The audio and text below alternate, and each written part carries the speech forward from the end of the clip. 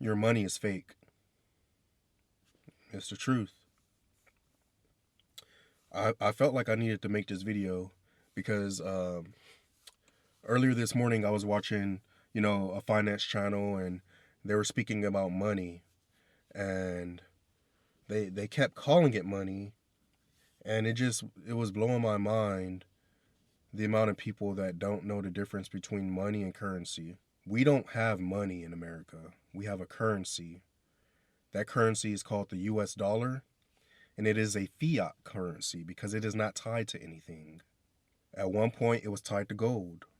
People also call it the petrodollar nowadays because so much of the success of the US dollar, which contributes to US dominance, not only politically or financially or militarily, is tied to oil, right? But we have a currency, y'all. It's not money. When when when you go spend $1 somewhere, you spent $1 of currency. What people need to realize is the American dollar, the US dollar, is losing its power, and it's losing its power rapidly. There's a reason why inflation is a thing. They created inflation because, yes, it is created. They created inflation, and then they got a majority of Americans to think that a target of 2%, 3% inflation a year is a good thing. That's a goal. And we know that our currency is losing its value and it's out of control because of the average price of things. And they continue to rise. Now, my advice, start utilizing your currency to buy tangible things that you need, because inflation is going to get worse in 2025. I'm not an economist. I don't do finance or anything finance related for a living, but I read a lot. Average American can't say that. I research a lot. Average American can't say that.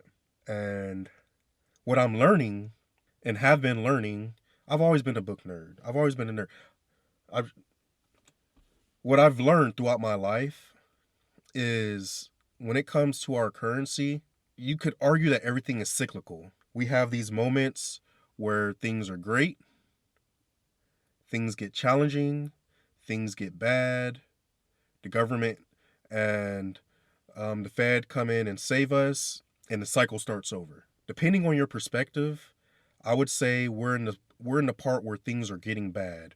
We haven't seen the worst yet, and I think 2025 is going to show that, because the inflation we're going to see is going to be similar to what we've seen the past 4 years. My opinion is that it's actually going to be a little bit worse. So use your currency to buy tangible things that matter, that you can use, because the cheapest they're going to be is today.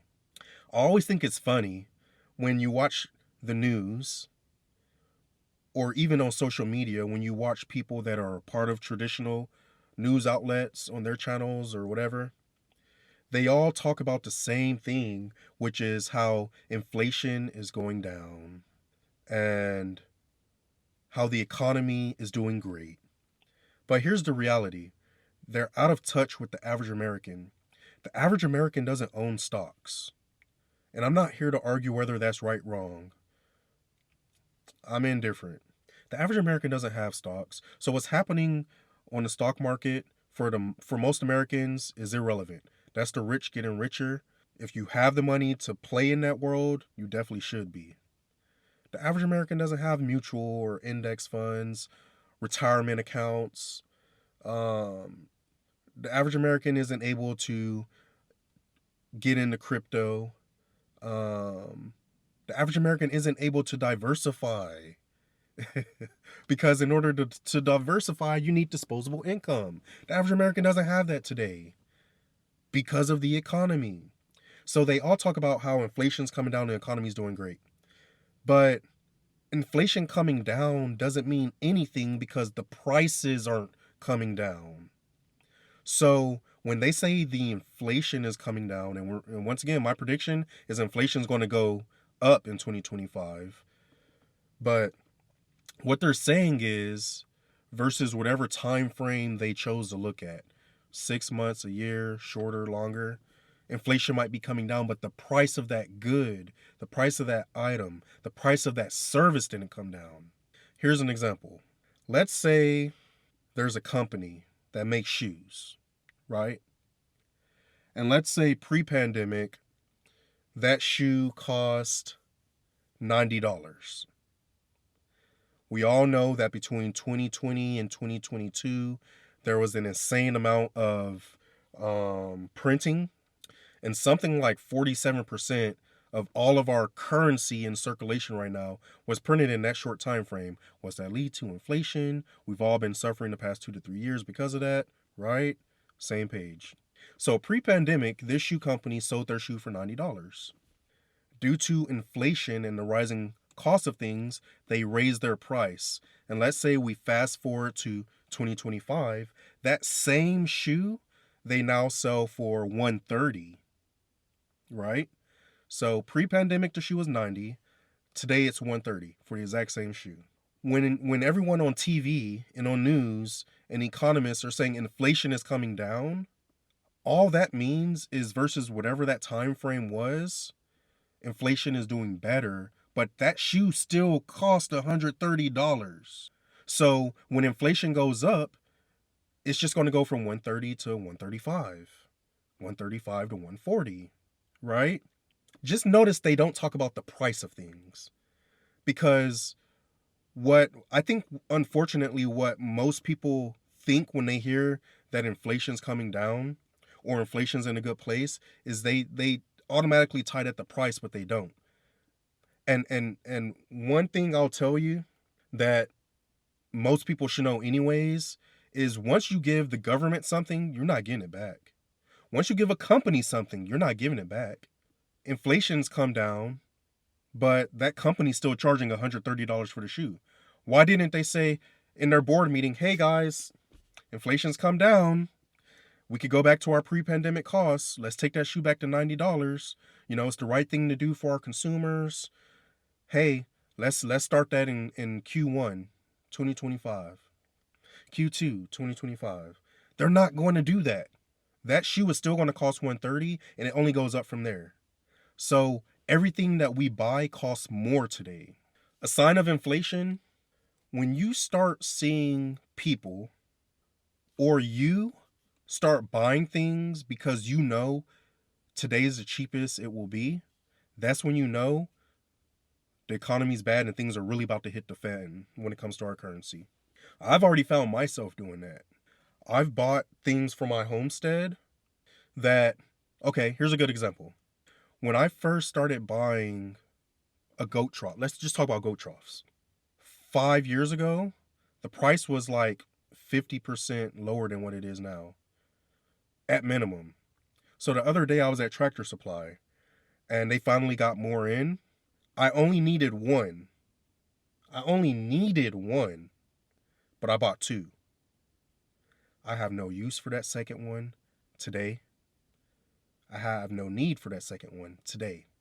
But I bought two because I've seen the price go up so drastically over the last 5 years. It's more than 50%. Yeah, it's 100%. It's doubled in price. That's 100%. Yeah. So I bought two. Why? Because I know one day I'll need it, and I knew that the day I bought it is the cheapest it's going to be. When you start doing that, and or you start seeing other people do that, that's when you know the US dollar is in a very bad place. That's called inflation. I don't think we'll see rapid inflation, but we will see inflation continue. So stock up, buy tangible things, resources, non-perishable foods, tools, generators, things that you can actually use that add value. Gold, that's a separate video. Like, start buying things that add value. Start buying things that you can tether your currency to hedge your bets if you have disposable income. If you don't, as I always say, start somewhere, please. Start somewhere and know that you do not have money. You have currency. That currency is fake, it's fiat, and you have to figure out a plan today of how you can maximize that fiat, because when that dollar is not worth what it was yesterday, today, you don't want to feel that pain. I'm telling you. Ask a Canadian. I think I think they're at 72 cents on the dollar, somewhere around there. What that means is if a Canadian hands you a dollar of their currency, you don't give them a dollar of US currency back. That would be equal. Today, if a Canadian hands you a dollar of their money, you give them 72 cents back. Crazy, right? And that's a first world country. So just imagine the pain that second or third world countries are going through. Believe me, Canadians have learned about the importance of stocking up, being prepared, buying today, investment, because they know their currency is on a roller coaster. It's on a slow roller coaster, but it's on a roller coaster. They don't have hyperinflation.